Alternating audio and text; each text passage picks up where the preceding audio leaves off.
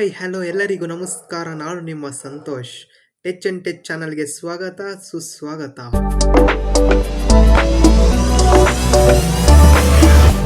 ಗೆಳೆಯರೇ, ನಮ್ಮ ಸುತ್ತಲಿನ ಈ ವಿಶಾಲ ಬ್ರಹ್ಮಾಂಡವನ್ನು ನೋಡಿದಾಗ ಇದು ಹೇಗೆ ಹುಟ್ಟಿತು, ನಕ್ಷತ್ರಗಳು, ಗ್ರಹಗಳು, ಗ್ಯಾಲಕ್ಸಿಗಳು ಹೇಗೆ ರೂಪುಗೊಂಡಿದೆ ಅಂತ ಎಂದಾದರೂ ಯೋಚಿಸಿದ್ದೀರಾ?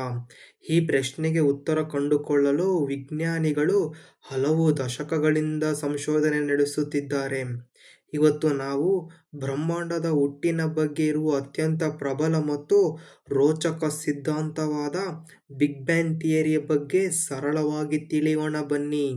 ನಮ್ಮ ಬ್ರಹ್ಮಾಂಡದ ಅದ್ಭುತ ಕಥೆಯನ್ನು ಕೇಳೋಣ.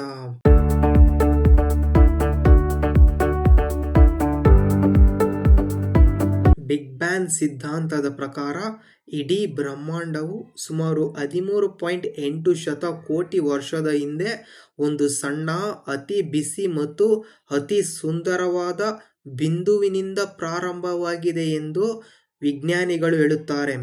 ಇದು ಒಂದು ಕೇವಲ ಕಾಲ್ಪನಿಕ ಕಥೆ ಎಂದು ವಿಜ್ಞಾನಿಗಳು ಬೆಂಬಲಿಸಿದ್ದಾರೆ. ಇಡೀ ಬ್ರಹ್ಮಾಂಡವು ಒಂದು ಸೂಜಿಯ ತುದಿಗಿಂತ ಸಾವಿರಾರು ಪಟ್ಟು ಚಿಕ್ಕದಾಗಿತ್ತು. ಇದನ್ನು ಸಿಂಗುಲಾರಿಟಿ ಎಂದು ಕರೆಯುತ್ತಾರೆ. ಈ ಬಿಂದುವು ಊಹಿಸಲು ಸಾಧ್ಯವಾದಷ್ಟು ಬಿಸಿ ಮತ್ತು ವೇಗವಾಗಿ ಚಲಿಸುತ್ತಿತ್ತು. ಈ ಅತಿ ಬಿಸಿಯಿಂದ ಕೂಡಿದ ಬಿಂದುವು ಇದ್ದಕ್ಕಿದ್ದಂತೆ ಮಹಾಸ್ಫೋಟಗೊಂಡಿತು. ಈ ಮಹಾಸ್ಫೋಟದ ನಂತರ ಈ ಬಿಂದುವು ನಂಬಲಾಗದಷ್ಟು ವೇಗದಲ್ಲಿ ವಿಸ್ತರಿಸಲು ಪ್ರಾರಂಭವಾಯಿತು. ಬ್ರಹ್ಮಾಂಡವು ಒಂದು ಪರಮಾಣುಗಿಂತ ಚಿಕ್ಕದಾಗಿದ್ದು ಒಂದು ಗ್ಯಾಲಕ್ಸಿಗಿಂತ ದೊಡ್ಡದಾಗಿದೆ. ಹೇಗೆ? ಇದನ್ನು ಅರ್ಥ ಮಾಡಿಕೊಳ್ಳಲು ಒಂದು ಬಲೂನ್ ಅನ್ನು ಊದಿದಾಗ ಅದರ ಮೇಲಿನ ಚುಕ್ಕೆಗಳು ಒಂದರಿಂದ ಒಂದು ದೂರ ಸರಿಯುವಂತೆ ಕಲ್ಪಿಸೋಣ. ಇಲ್ಲಿ ಚುಕ್ಕೆಗಳು ಗ್ಯಾಲಕ್ಸಿಗಳು ಮತ್ತು ಬಲೂನ್ ಬ್ರಹ್ಮಾಂಡವಾಗಿದೆ. ಈ ಒಂದು ಮಹಾಸ್ಫೋಟದ ನಂತರ ಒಂದು ಭಾಗವೇ ಇಂದಿನ ಭೂಮಿಯಾಗಿದೆ. ಆರಂಭಿಕ ದಿನಮಾನಗಳಲ್ಲಿ ಇದೊಂದು ಬಿಸಿ ಮತ್ತು ಉಷ್ಣತೆಯಿಂದ ಕೂಡಿತ್ತು. ನಂತರ ಬ್ರಹ್ಮಾಂಡವು ನಿರಂತರವಾಗಿ ವಿಸ್ತರಿಸುತ್ತಾ ತಂಪಾಗಲು ಪ್ರಾರಂಭವಾಯಿತು. ಅತಿ ಬಿಸಿಯಾದ ಶಕ್ತಿಯು ಪ್ರೋಟಾನ್ ಮತ್ತು ನ್ಯೂಟ್ರಾನ್ ನಂತಹ ಮೂಲಭೂತ ಕಣಗಳಾಗಿ ಮಾರ್ಪಟ್ಟಿತು. ಸುಮಾರು 3,80,000 ವರ್ಷಗಳ ನಂತರ ಬ್ರಹ್ಮಾಂಡವು ಸಾಕಷ್ಟು ತಂಪಾಗಿತ್ತು. ಆಗ ಪ್ರೋಟಾನ್ ಮತ್ತು ನ್ಯೂಟ್ರಾನ್ಗಳು ಎಲೆಕ್ಟ್ರಾನ್ನೊಂದಿಗೆ ಸೇರಿ ಹೈಡ್ರೋಜನ್ ಮತ್ತು ಹೀಲಿಯಂ ಅಂತಹ ಅಣುಗಳಾಗಿ ಸೃಷ್ಟಿಸಿತು. ಅಣುಗಳ ರಚನೆಯ ನಂತರ ಬ್ರಹ್ಮಾಂಡವು ಹೈಡ್ರೋಜನ್ ಮತ್ತು ಹೀಲಿಯಂನಂತಹ ಅನಿಲ ಮೋಡಗಳಿಂದ ತುಂಬಿತು.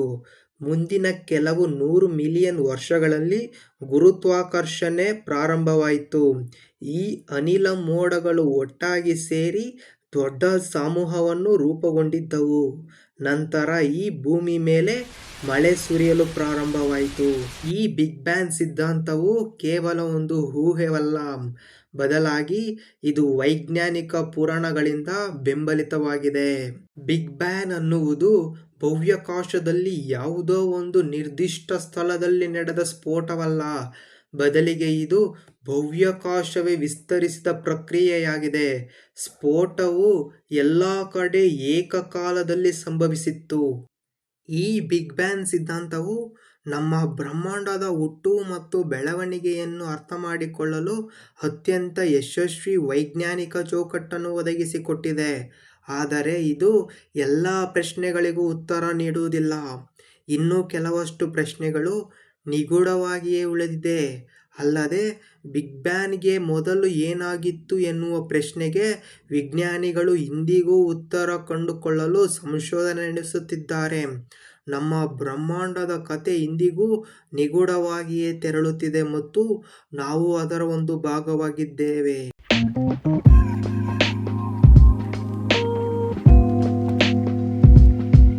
ಇದಾಗಿತ್ತು ಸ್ನೇಹಿತರೆ, ವೈಜ್ಞಾನಿಕವಾಗಿ ಭೂಮಿಯು ಹುಟ್ಟಿದ ಕಥೆ.